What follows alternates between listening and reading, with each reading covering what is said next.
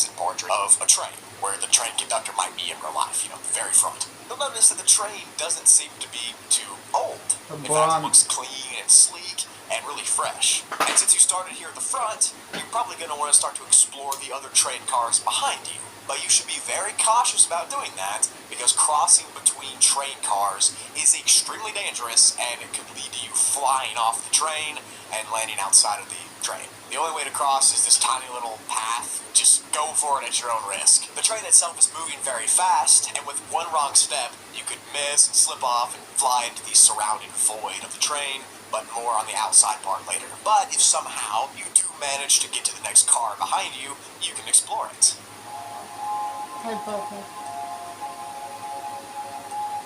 The first car you'll get to will look like a normal passenger train car.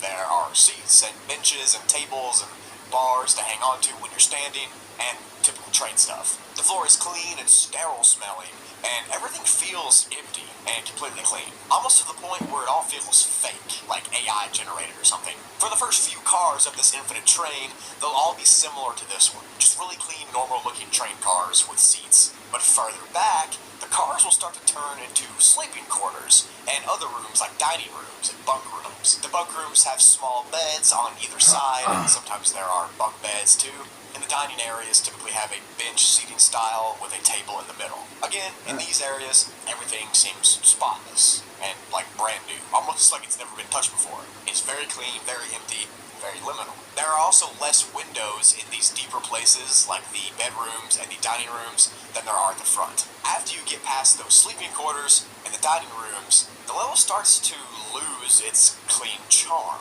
and things start to look weirder and more dangerous, and they kind of get older. In fact, the level seems to go back in time the further you walk back into the train. And what I mean by that is the actual train itself, like the decorations and all that, will slowly age to an older time period the further back you go. The front of the train where you started is new and clean and fresh and all that stuff, but the further back you go, it'll start to look older and ancient and that kind of thing. Now, it's actually unknown if time itself goes back when you venture further on the train, or if the train itself just changes. We're not sure.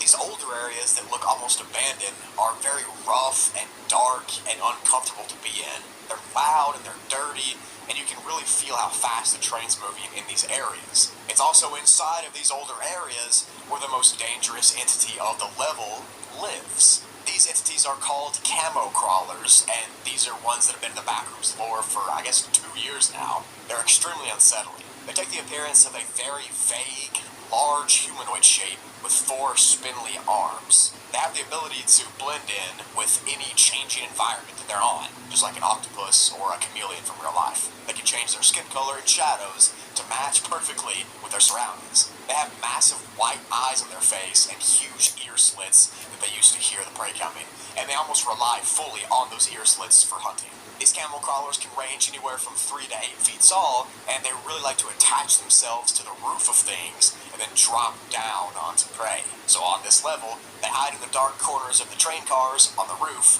and wait for unsuspecting wanderers to walk back and sit down or fall asleep or something. Then they'll jump off and they'll pounce. The good news is they seem to be pretty rare and they don't really attack that often. But if you do run into one, you're more likely to run into an occasional hound or an occasional smiler as well. Both of those are dangerous, but by this point in the backrooms, you're probably used to them, I would assume. But as I said, the train is literally infinite. You can just walk back forever and ever and never reach the end of it. But what happens if you fall off the train and end up outside of that train?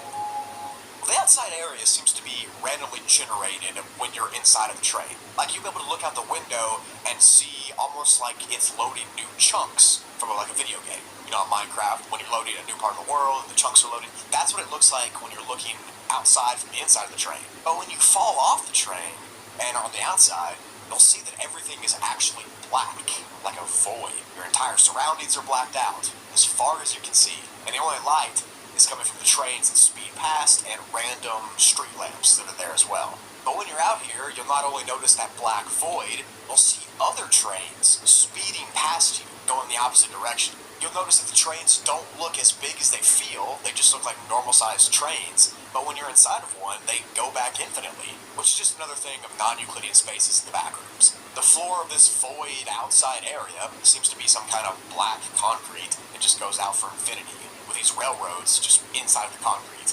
It's just a black, infinite void with trains running through it. Not many people actually see the level in this state, though, because oftentimes when you jump off the train, it'll cause you to no-clip through the ground to another level. You have to fall off just right to be able to see it like this. But of course, I'm Brutally, so I can tell you all about it. But yeah, the natural form of this outside area is just a void with trains driving for eternity in all directions.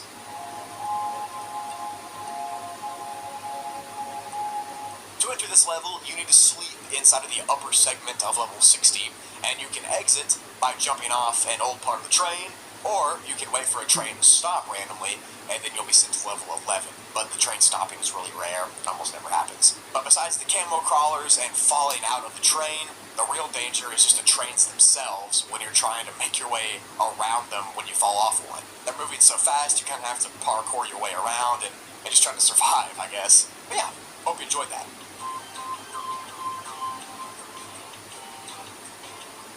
Backrooms level 1.618033988779498894, or Midas's Touch, is classified as a class this symbol, and is unsafe, unstable, and has body-altering hazards. You'll hear all about those later if you're interested.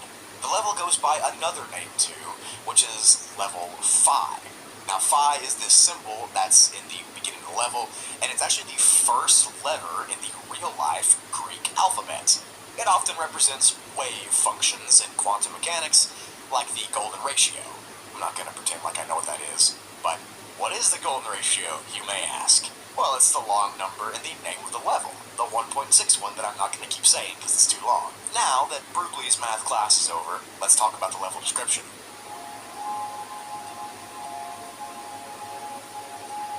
The level takes the appearance of a massive warehouse with pipes running along its walls. The pipes have a soft, rushing noise coming from inside of them, and they're always warm to the touch. Windows are also a common thing to find in this warehouse, and they're always whited out with Get 8 weeks free on eligible HBF hospital and extras cover. bright light coming through them. You can't see what's on the outside. It just seems like there's LED lights shining in on you. Alongside the warehouse area, there are a few other ones, like hallways and offices and storage areas, and they seem to be randomly generated where they are. None of them make sense, it's kind of just mumbled and jumbled together. But that's a pretty common thing inside the backrooms. Nothing crazy. What is not common in the backrooms is that everything inside this level is made out of gold. Pure, clean gold. On top of this, the level also shares the strange non-linear layout that level 0 has, where you can be walking in a straight line and you'll end up in a different set of rooms completely because of the geometry. Inside of some of the rooms, there are objects like tools and vests and hard hats and stuff like that, and just other typical warehouse stuff. But again, all of that is made out of pure gold as well. The gold on everything is very well polished and shiny, and it reflects that blinding light coming in from the windows to the point where it's pretty hard to see it sometimes. Now, even though the gold is, pretty to look at, it actually makes this level one of the most dangerous environments levels out there because of its properties. When you stay in this level for long enough, you yourself will begin to slowly turn into pure, solid gold. You might have heard of the Midas's Touch from history, or the Epic. That's on this level. That's pretty much what this level is. The process seems to have 5 phases in it, and it starts just days after being stuck here. And just so you can get all the gory details, I'm going to go over each phase right now. You're welcome.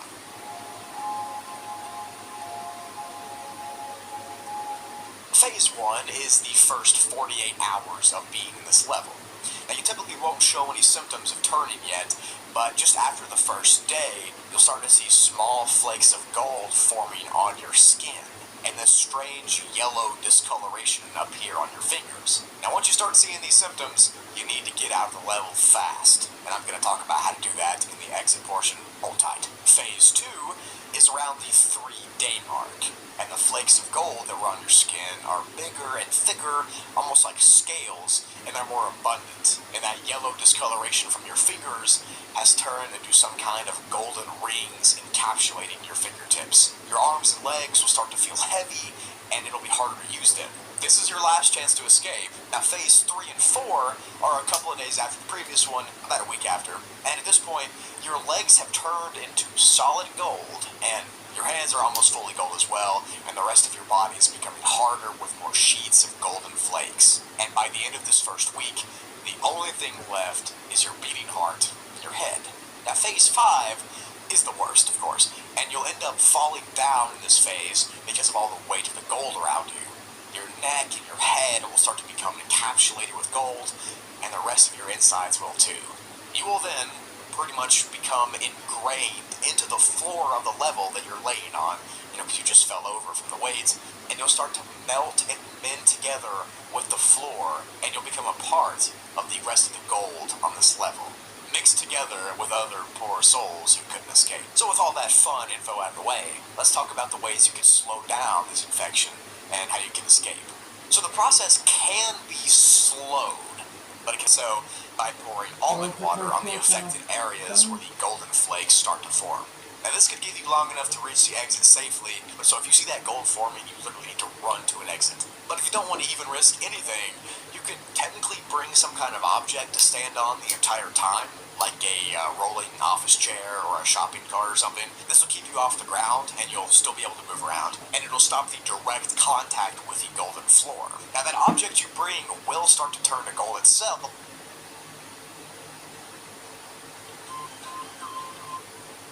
Try Hungry Jack's new Bourbon Street Whopper with crispy onion rings and bourbon barbecue sauce. Starts with an exploration log that was found on this level. The log is between two explorers, and the two people are wandering through the woods of the level when they come across an apple tree. But the apple tree just looks off to them. It's bigger than apples from real life, and it's leaking some kind of strange juice. Thinking nothing is wrong, one wanderer just bites into the apple, and after that, they knew that they did the wrong thing. The apple tastes off, and it starts leaking that weird substance. The wanderer then starts to convulse and to purge repeatedly. She falls down and her skin starts to split apart, and her bones start to shift and multiply into multiple legs and arms. Her face starts to morph and distort, and she grows pincers and legs. The other wanderer that she was with watches in horror at what's happening to their friend, and freaks out because their friend just turned into some kind of human centipede creature. So he drops his apple, runs away as fast as possible, and he's almost in the clearing until he trips. And you can guess what the centipede does next. So yeah, that was the intro log. What a great way to start off the level. I definitely want to go there now. It seems really safe. Now it's time for the level description.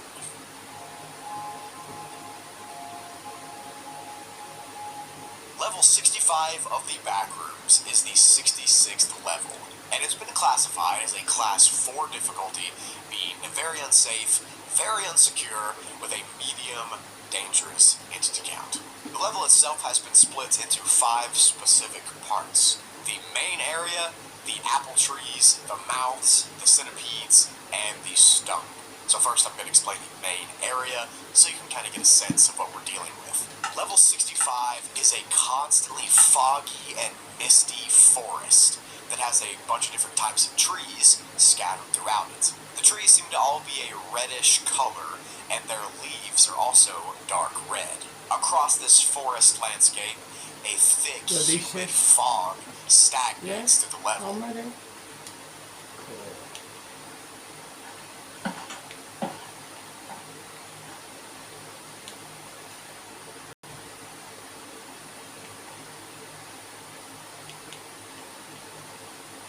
See you in the morning.